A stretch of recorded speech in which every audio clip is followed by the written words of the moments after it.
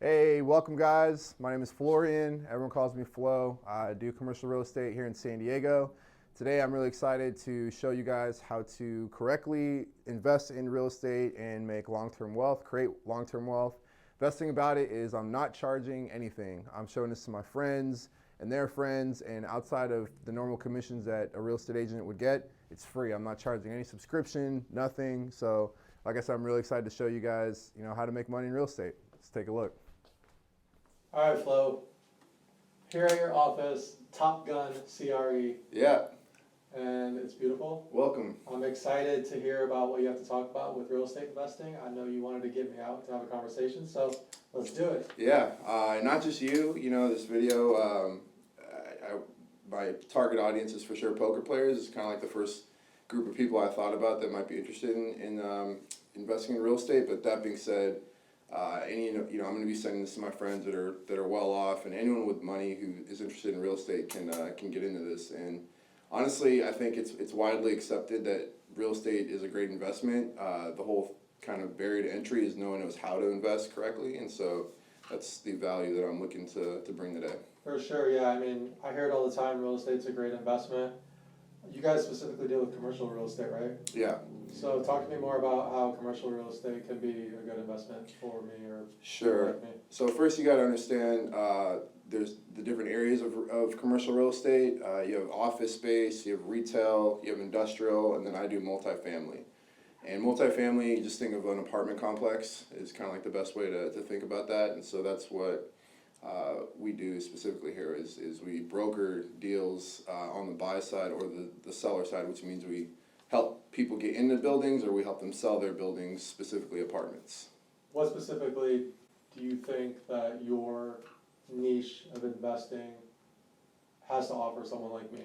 Like poker players, Like yeah. a poker player or someone that has cash on hand. Right, and so I was a pro poker player, so I kind of understand, and I have a lot of friends that still play. I kind of understand, the nuances and what goes on in the minds, daily life of a poker player. So, I know that a lot of poker players out there are looking for ways to invest outside of, maybe staking a player or like crypto is like the big thing. So again, that's a benefit. Also, a lot of poker players will go bust, and so investing in real estate creates, another vehicle where they're creating a source of income for themselves that's not normally there, and also creating, you can look at it as like a retirement fund. It's just something that 30 years from now it's going to be there, and so. Most poker players I know don't want to be 50 playing poker, especially when you start incorporating families and such. So, again, that's the benefit that I'm trying to illustrate by getting into real estate. Okay, so what I'm gathering from what you said is that multifamily is your expertise. What exactly distinguishes multifamily versus buying a house and renting it out or doing that kind of path? Right. So when you get into real estate investing specific to rentals, right? Like you're a landlord and you have tenants. So you have apartments, which is more multifamily, and then you have single family homes. And most people, when I talk to them, that's kind of like the forefront of their mind. Like, yeah, I'll buy a home and rent it out, and that's cool. And I'm not here to say one is better than the other. For me personally, I love multifamily, and I think it's superior to single-family homes. Investing is from a function of scalability. We're talking cash flow, and also just management. It's a lot easier to manage one building with 10 units than 10 different homes, right? That's 10 sets of roofs you got to follow, and 10 sets of landlord responsibilities specific to a property. And so as you scale, it becomes so much more profitable, in my opinion, when you talk multifamily with like apartments. Okay, so as someone who doesn't know a ton about this stuff, how do I get involved? Like, how do I even start this process? Yeah, so again, barrier of entry of real estate is how to do it, and there's so much information out there. The first thing I would say is to stick to the market you either live in or have access to via like a broker, like myself, right? I can speak confidently to multifamily in San Diego because this is where I operate in. And as much as I know, I'm from San Jose originally, I couldn't even confidently tell someone this is a good deal in San Jose because I just don't understand the, like the rents in certain neighborhoods, the metrics we use to value a deal, like those aren't things I know. So getting back to your question, you really want to stick to where you have a footprint in, right? And that could be where you live, or it could be via a broker. So I'm gathering that multifamilies are the way to go. How do we go about finding a good deal, or Yeah. would I even know what a good deal is, or is that where you come in? And Yeah, you wouldn't. That's where I come in. Obviously, I'm on the front lines of the deals and transactions, and so I'm able to quickly identify that's a good deal, it's a bad deal, and so that's my value. And so yeah, I just we'll go through. I put together this little presentation. I did this with 3 other friends and or 4 other friends, and got good feedback. It was interesting. All of them said try to dumb it down and make it simpler. And at first I was like, okay, I gotta dumb it down, I gotta like weed out the words and everything, and then I thought to myself, real estate isn't something where I can just give you a one sheet and like, here's how to create wealth, right? It's very complex, that's why it's a barrier of entry. And so, as we're talking, my friends that are gonna be watching this, if you watch this 2-3 times, probably the better for you. I'm sending people the PowerPoint, all the math, like the Excel stuff that I did, and if people are serious about investing in real estate and learning how to do it, then watch this and really understand it, or reach out to me, ask all the questions you want. let's take a look. Yeah. So first thing is understanding the 2 types of deals. Value add and turnkey. This is what a value add looks like. A value add deal looks like it's actually the first deal that I did, and you can just tell think of a fix and flip, right? The property needs a ton of work. People that transact in these deals, they have a level of understanding of real estate, of properties, of what needs to be done. So this is more for the avid, astute investors. The second type is a turnkey deal. And a turnkey deal is a property that's stabilized, it's all ready to go, it's renovated. And this is perfect. These are the kind of deals that I'm advocating for poker players or just your novice investor who wants to capture, wants to get into the game, but doesn't necessarily know, like, okay, what do I do if I have a roof leak, right? So this is the perfect example of that. Okay, so let's say that I invest in like a turnkey operation. There's still going to be things that break, dealing with tenants, and I don't necessarily want to be a landlord, I want to be an investor. What's the distinguishing there, and is it something that I'm going to have to deal with as an investor? Yeah, to some degree, and I mean, you should at least understand it, but that's also a huge value component of working with someone like me and my brokerage behind me. Is we offer basically all the ins and outs you need to know and have as a landlord. And the first, primarily is qualifying for a mortgage loan, especially if you're a poker player. I mean, wishy-washy with cash and taxes and whatnot. So a lot of poker players might not be able to go into Chase and get a loan on property, but we have contacts with so many different lenders, private money, in San Diego and actually all through the country that we can help. And yeah, and so the second value component of working with a brokerage is with property management. That's the second biggest question I get from people, because there's a lot of out-of-state owners, and all they want to do is collect a check each month, and that's actually a great people don't have to be in San Diego to own in San Diego.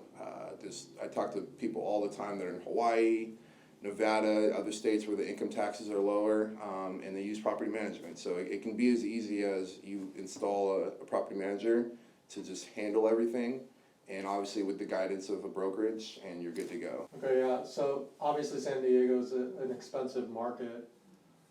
What's the barrier to entry? How much does it cost usually? What kind of returns am I gonna see, just high level, Yeah, so I'll get into the returns a little later. As far as getting in, you're right, prices are high. And so I kind of broke it down into 3 categories of ownership. And the first one is you own, like you're the owner. You own it outright, which usually means that you're wealthy enough to own the property. And the bottom line, or I don't want to say the cheapest, but the lower end of properties that I work with are, like a duplex or 3 units.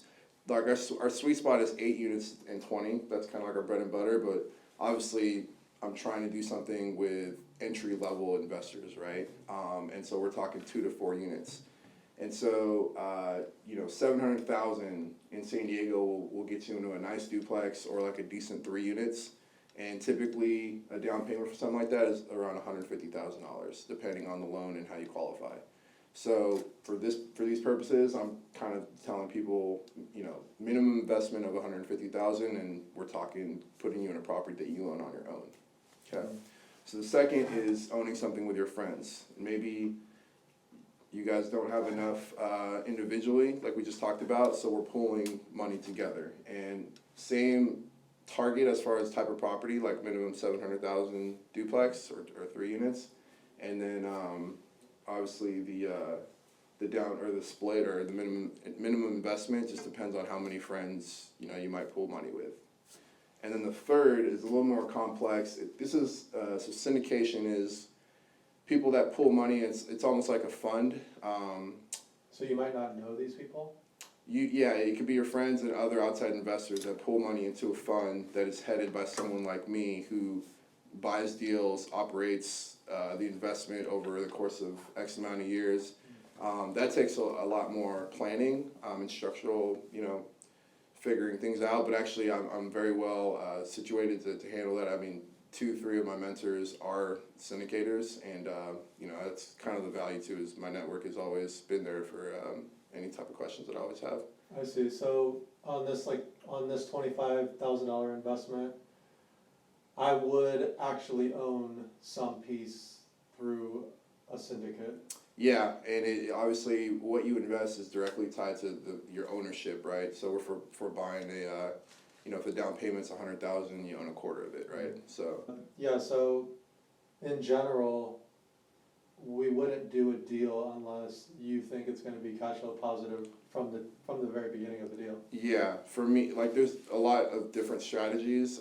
For me personally, I would advocate putting people into cash flow positive deals because let's say something goes wrong, like a window breaks, you have that cash flow there to fix it. You don't have to go into your own pocket. But actually the next part is obviously the meat of the presentation is showing the dollars. Yeah, so a good friend of mine who I've been talking to about getting into real estate, he's an ex-poker player but done really well for himself with business. He just wanted to see the numbers. He told me how he's doing with an investment vehicle, and he's like, how do I beat this with real estate? So I did this math using Excel and data. And so just really touching on his investment just to show it, basically it's micro lending, so he gets 9.5% on his money annually, which is a great investment. If I tell you you're gonna make 9.5 on your money in a year, that's great. Of course. He also gets cash flow monthly with that. And so what I did here, let's say you have 300,000 and the scenario is how do you build that, or what vehicle do I put this in to make me the most money over 30 years? And so using his vehicle, 30 years, spit that out, do a bunch of math, you get 1.7 mil, okay? Another more traditional that we're used to, throw it into the S&P 500. 30 years later, take it out, capital gains taxes, your net 2.5 mil, okay? So both of these are amazing ways to invest your money if you're just sitting there and you're like, 30 years, how do I grow this, okay? So now let's look at real estate. So same deal with 300,000, and we're putting this into $1 million 4-unit property. Cap rate of 5%, GRM of 13. Again, in the PowerPoint I show people, I'll explain these terms. For now, just know that that's a good deal that I see often enough. It's not a rare deal. It's What like does GRM stand for? gross rent multiplier. Okay. So those are just functions of how is a property operating and how much income is it producing, what's the risk, right? So I see those numbers and it's a good deal and I see them often enough. Like that's the kind of property I want to put my friend in. So you're taking a loan of 700,000, interest rate of 4.5%. That could, vary per case. We're doing rent bumps of 3% every year, and we're going to assume appreciation of 4%.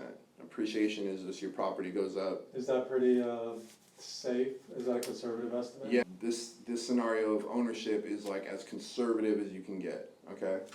And I'll explain that, how it gets even more conservative. So here you have, your $300,000 down payment, purchase price of $1 million.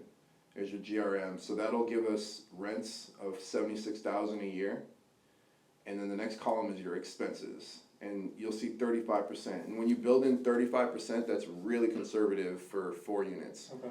Typically, 4-unit properties operate like 20 to 25%, and that's inclusive of property management, taxes, insurance, gas and electric. And so when I build in 35%, that's another even, a bigger window of, roof leaks, just maintenance and repairs, all the things that could go wrong, right? And so 35% our NOI, net operating income, 50,000, okay? And then we subtract our mortgage, and we end up with 7,500 a year. That's our cash flow for year 1. And you might say, I'm buying $1 million property and I'm only getting 7,500 a year, like that's not a lot of money. And yeah, you're right, but that's year 1, and the point is we're cash flow positive in our deal, right? Mm-hmm. And so, real quick, 36.5 is your income tax. That's just kind of like a general. It's not, and not everyone's 36.5, right? For sure. But your your cash 4,700, and then 4% appreciation. That's 1.4 mil or 1.04. Yeah. So that's the flow of a property. Okay. Now spit this out 30 years later. And after 30 years, basically the bottom right number there is the most important number. Is we have a property worth $3.2 million, and it's actually cash flowing at $75K a year in pre-tax cash there, which is great, right? We went from 7,400 to 75K. Yeah. Yeah, so my follow-up question for my friend is, okay, I sell the building 30 years from now. I want to see what that nets me in comparison to those investments we just looked over, right? Yeah, I'm looking at about $3 million with $700,000 in cash in my pocket. Yeah, so basically value property 3.2 mil. If you sell the property, you're taxed on the gain, so it's 3.2 minus $1 million purchase price, and that tax is about 900,000. So your proceeds are 2.3 million.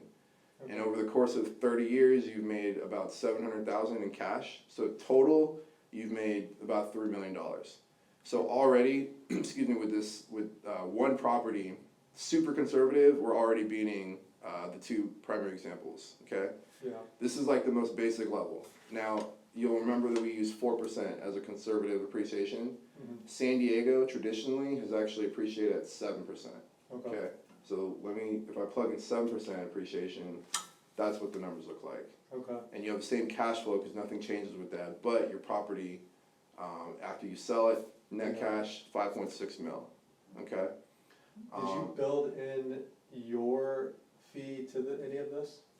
Well, my fee has nothing to do with owning a property, and I'll get into that at the end. It's a great question.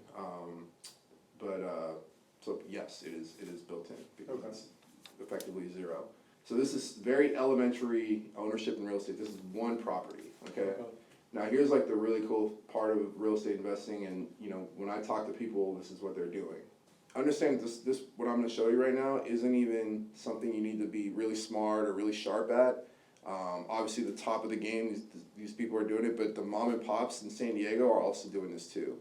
And again, it's just what I've learned over this, the last year and a half is so valuable, and people just don't know it. I mean, there's it's out there. There's information, whether it's Bigger Pockets or YouTube, but again, there's so much information out there, and people don't know how to like extract what they use, what they can use, and apply it to their market, right? So again, that's the value. And so this is an example of what you can build with real estate with one property over 30 years. Okay, so as you own a property, over time you're building equity. And trick question: who's building the equity? Who's paying for it?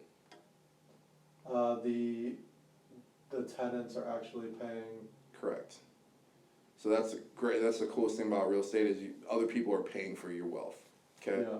So you own this 4-unit property, and 10 years later you have enough equity to where you can do a refinance, pull cash out. You have that money now to buy into a second property. Mm-hmm. Okay. So now you have 2 properties. 10 years later, you can do the same thing with that second property. As long as you have the equity built up. So boom, now we have 3 properties over the course of 30 years. Mm-hmm. This is just very conservative. Very conservative. This is doable. The second way to grow, in properties or units is to do what's called a 1031 exchange. And so I'll kind of quickly go over this. A 1031 exchange is like the sickest cheat code in real estate that pretty much allows you to sell a building, not pay capital gains, as long as you buy into a property of like kind and equal or greater value. So what that means, I'll give you an example.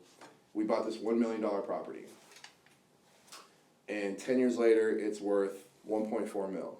Okay, so we've gained 400,000. If we sold that property outright, we'd be taxed on that 400,000. Instead of doing that, we can take that 1.4 mil and buy into, again, 10 years later, buy into a bigger property. And again, it's got to be like kind, which means if we're buying, it's just an investment property. We'll just layman's terms. Okay, so I have an apartment building. I'm buying another apartment building of equal or greater value. Okay. But I've turned that 1.4 mil and I've bought into a bigger property. And then I can do this again 10 years later when I have enough equity built, and now I have another building that's bigger. Okay. And so very easily you can turn a 4-unit into an 8-unit property and then a 15-unit property. This is very easy, conservative real estate. I'm talking to a gentleman right now. He started with 4 units 20 years ago. He's like, I took my time. Right now, he's going to be selling a 22-unit property, getting into a 30-unit building, and then just retiring. And he's just he's like this really cool Hispanic guy. He's not like an astute businessman, sharp, real, he's just like a mom and pop owner. And so it's incredible to me that this is out there and is available to people, and they just don't know about it. And so this is how people are building, millions of dollars of real estate wealth over the course of X amount of years. Awesome. It sounds amazing. Like, I've always known real estate to be a great investment, but, not knowing my, P's and Q's on every single area that I'm interested in, and not having a ton of money to invest at all times, and not, wanting to make a mistake. It's kind of nice to have someone that has that big vision through real estate, that really knows what they're doing. Is there anything that you want to part with that you want me to know, or you want anyone else to know? Yeah, I would just say I'm excited. My vision is for people to see this and to get a bunch of I'm-ins, like, where do I start? Let's talk. I'm looking forward to having a bunch of different conversations with different people about, their future and how they want to build wealth in real estate. And for me personally, again, I'm still fresh and starting my career. It's about 1.5 years for me now, but I just love it. It's just so, it just fits into my fabric, just down to the elements of my being. And I'm just very confident. I just think I'm going to do great at this because of not only the mentorship that I have, but just my drive and, again, the fit. And so, I think that the other great thing is I've always been, my reputation has always been good and, of high standing throughout the poker community and with my friends. And I think that's going to be very beneficial to me. So, yeah, like I said, I'm excited and looking forward to hearing back from people on next steps. Awesome, man. Thanks for giving me the rundown. Yep. Pretty awesome stuff. Appreciate it, bro.